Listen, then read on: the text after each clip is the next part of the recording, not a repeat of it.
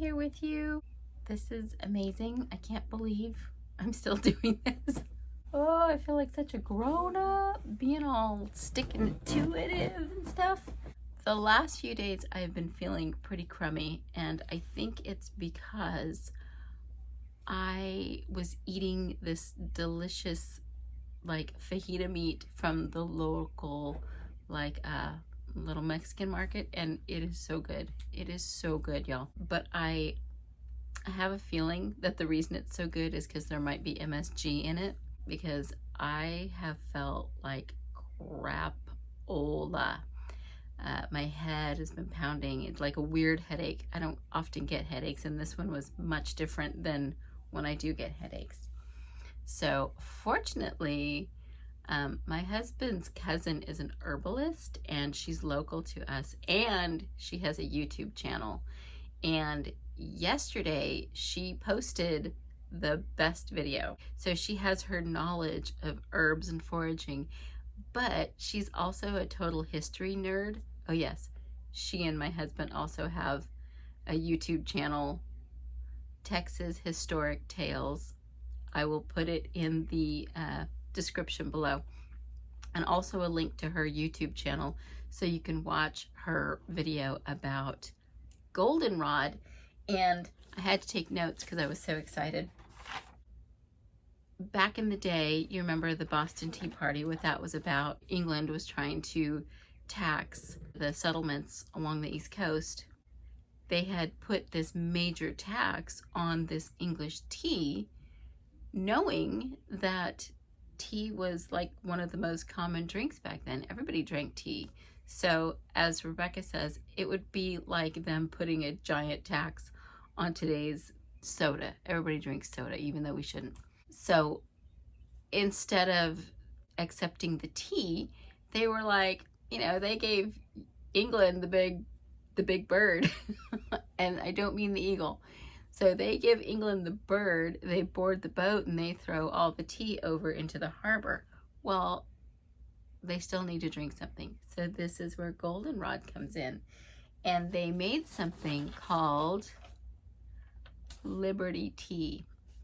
This is something I did not know about, and now that I know, not only am I gonna go harvest some goldenrod and make tea to hopefully help get this MSG toxin out of me and get me feeling better, but like, holy moly, she has a story about a crone and how goldenrod got its name and its flowers, and that just like sparked me up. So I'm super excited about that.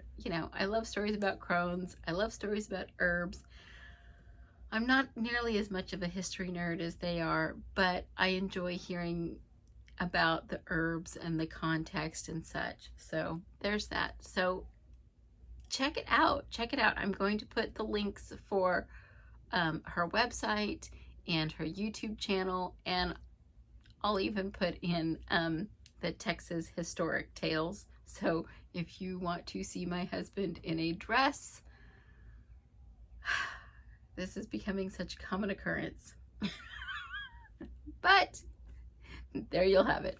Today is, you would think I'd know this by now. Ooh, October 14th. Oh, this looks cool. At the pace of creation. Ooh.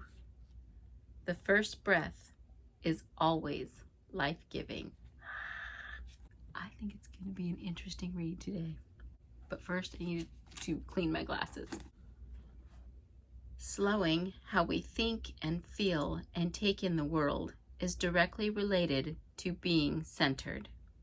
The wisdom traditions all have some form of meditation or prayer that is aimed at slowing us into this center, where the very pace of creation breathes.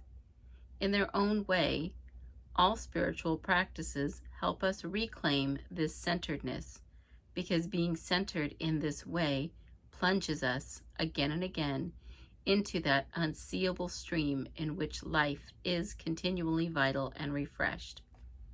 Oh, yeah. At the pace of creation, All things breathe the same way. So when we slow and open and center ourselves, we breathe in unison with all of life.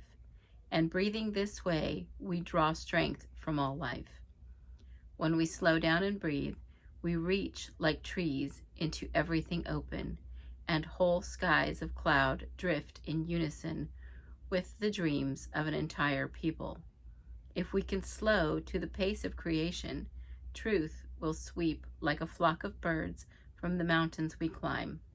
At the pace of creation, the beginning enters us, and we are new. I love that. When courageous enough to relax our soul open, the pace at which our mind thinks slows to the pace at which our heart feels, and amazingly, together they unfold the rhythm with which our eyes can see the miracle waiting in all that is ordinary. Have I mentioned just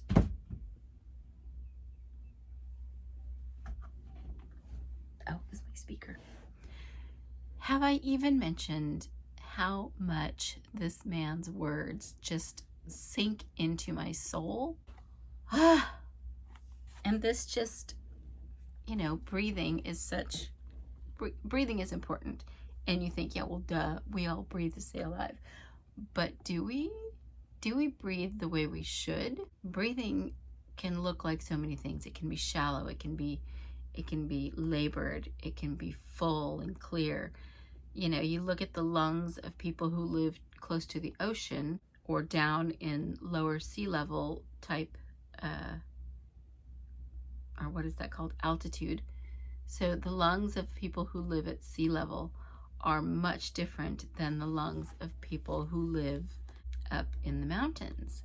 That's just how it is. And linking back to the video from Bekka's Planet, Goldenrod is an herb that I believe she said detoxifies the body and clears the cell membrane, but is good for the lungs. So, breathing issues, the flu, things like that, Goldenrod would have a positive effect on those things. So, do you see how all this fits together? And in my world, breathing, there is a thing known as shamanic breathing, and it's really intense. The first few times I tried it, I thought I was going to die. I almost hyperventilated. I didn't want to do it anymore. But it really, when done properly, it really can just change your mind. Breathing properly, getting the fullness of breath, oxygenating your lungs and your blood are so medicinal and transformative.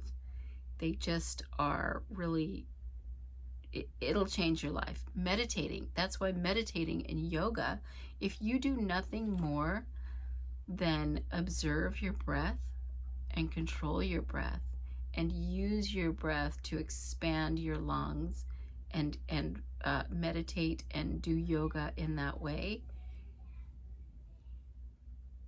it'll change you for sure.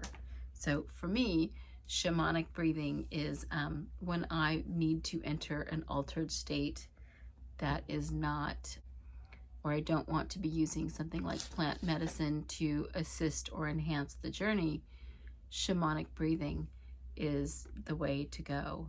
And I will tell you that I have been able to reach some beautiful altered states through shamanic breathing and altered breathing patterns and rhythms. So there you have it. I know that kind of went a little deep and woo-woo for a minute, but it's true. So, all right. Mindful moment. Oh, also, see this bracelet? This was my mom's bracelet, and it was very special to her. And even after she passed away, it was hers. Like, I tried to wear it a couple of times, and she was not having any of it. I seriously had the worst day ever, twice when I wore it, like just a dumpster fire of a day. But just recently, oh, and so I put that away. Now my mom's been on the other side for 7 years now. I just put this bracelet away. It was hers. I would carry it around with me forever, but I was not going to wear it. But just recently, she gave me permission. In fact, she told me to wear it. So it's huge and it's like uncomfortable. I'm not used to it yet, but so I was just going to wear it like on special occasions. And then I was talking to a friend of mine. I had, said, oh yeah, she told me to wear the bracelet now. And he was like, so are you wearing the bracelet?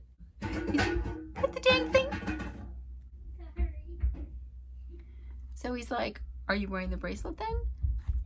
And I said, well, no, I was, it's big. And he's like, if she told you to wear the bracelet, you need to be wearing the bracelet. So I'm not going to be wearing it outside gardening or, to the grocery. Well, I don't know. Maybe I should wear it to the grocery store. I don't know. I feel like I have to train myself to wear it because it is really big. It was like this. There's only a few things I have left. Oh, this one too, but she let me have this one maybe about 4 years ago. I didn't even know I had it.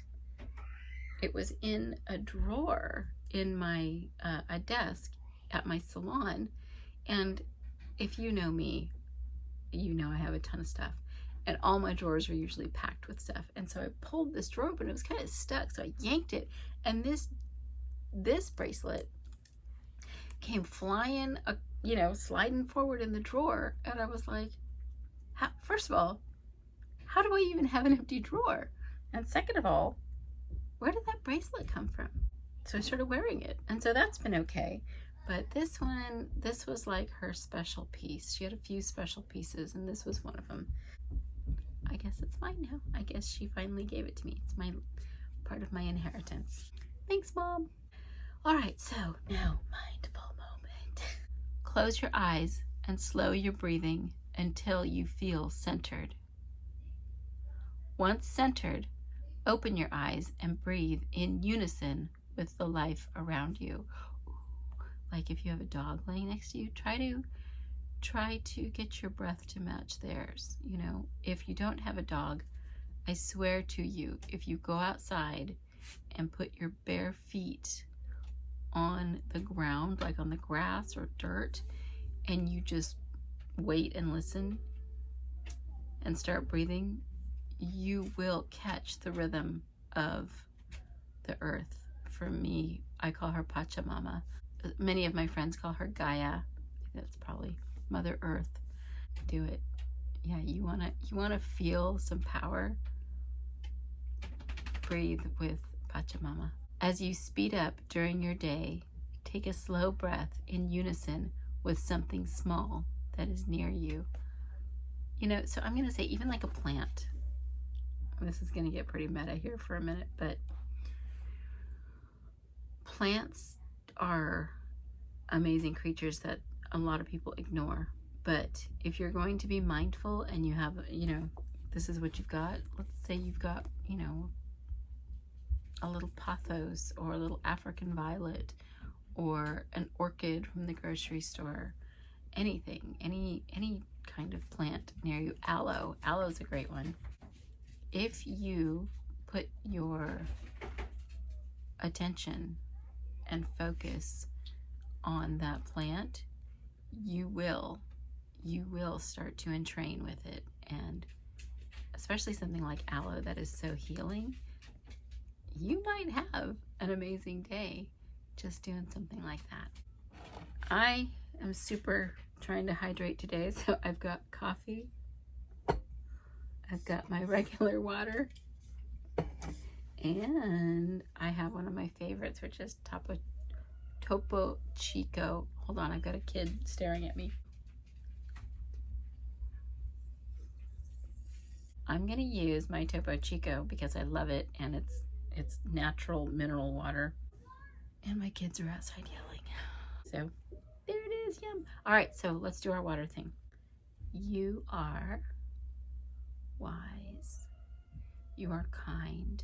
You listen to the wisdom of the earth and of plants and of animals. You take the time to consciously connect with the living beings around you, sentient beings and plant life and rocks maybe. I do.